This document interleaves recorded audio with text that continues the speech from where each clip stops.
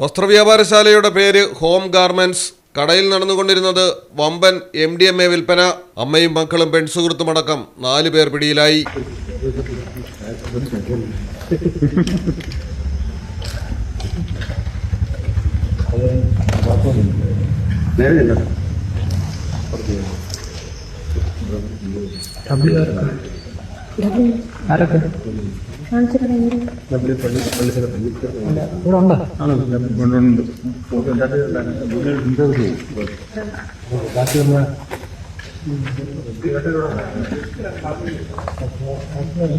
തിരുവനന്തപുരത്താണ് സംഭവം.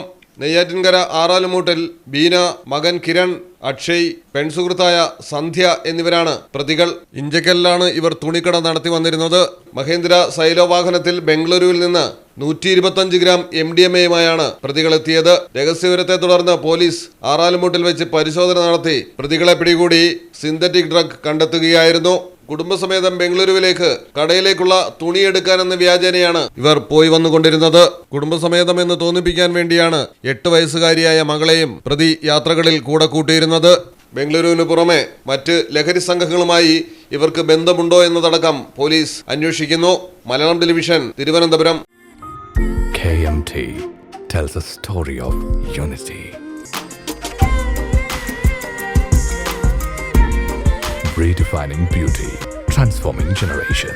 KMT Silks, Perinthalmanna and Kottakkal.